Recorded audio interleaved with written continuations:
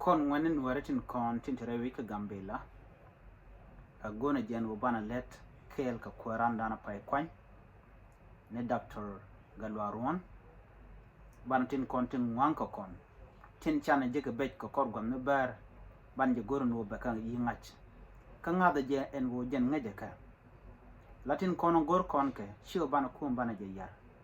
shio bana durun ko ken bana ka moj bongre ko ba nong no kon du no te ka ngwani cha kon ta grar tin won kon kon tin lan wore ke ngani che ka goslani chi kon let chi kon ka jek te ka tan wani kon ka jek ka tin kon tu ku baka ka bel ne dial cha ka pare we ka gambela mu kon rodan jako ban right ke je ka bu kon tin gor kon tin da la tre we dan gambela bu kon let ke je kel du re da baro mi gwa kana nyama danen cha kon la kwere nyam goni je en go ban let kel ko bu kwere me but take different ka kwere nyam ko ba kon kulelin te lo de lung ko cha ja kwan ko ram kel ngai ta dan shu nya ga jere wi ka gambela ko shu nya ga te ka gambela ana limitu mod karwa de jara madan jen rewi ka disa baba ko jen rami milakur lo kwargan jen gwa dan teten lo minister en gwasmi ka disa baba mino jere wi jen gwasmi chi muku kon ne o dongo ga jen o ba kon dial borola lakel dungno bong reje te tenwon man chana per ka jere wi ka gambela goro jen o banarwach lo chi challenge but jo kono kumen go kon chuine kana me ne ke ken kana let kane kala jene tina jela dan la lat ke ni ti la use ban ma dan de kon long kalani bu kon la bana jelaran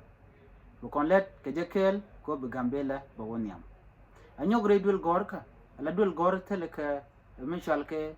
quality education dul gorka dial gor jeno ba kar yale ka ko be gad bu ka gwar mo gwa bu kane jek begad buga gwara gwa tes lodien karundi alati te chidwa jokti atu gan wale kon wale changa wal ngwan ka pai bada ron kina daro jindang ro ngwan we jok ku jimi chine to ngwan chike chu la kon anen gad kon ken fail ko ken men fail ken keje o tele quality education ko gad chiken dul goro chiken gur ka ken ku kor ti kana rol una dul gor ka tele education mo gwa mi je kana na mo goro je gwan o baje yiglar ko dang roten content cha kwany ka o chui na long biga na yiglim ko ken kwanya ka kuidan ko bi kon le deka ka nyok bo ban mandan lat ken ban jeling ba ci kon bi ka ko bom anyok bo kon mandan shu ko bo kon anen ba ko te ko gwa mi mo charande chai de force ke chai de ka ko bom no jin le na mo ka dong che jelong du no chom na kel ka ke ko bi kwer bo ko lo gwa ken bo gambelan ba wo gwa anyok bana ka juk te to ngwana kan lat dole kare le ka char ko na karyale ka te got te kan pedjen ka kwitil kan nyirte konte te ka kwaran paiwa bana ka jogono aka latke ci ga jan do badan la do Gambela University amma ka je ka janta go a ci tene jene je ka konte a wona ku je mi wona ka ronabad jen ne ka Gambela University charan ke de ya ka ko mandan a gwadul gor ka mudina jene longre wi ka Gambela dungno ka kwinyi kwarte nyam tan kwarbere konon ku kwarte tet ka dien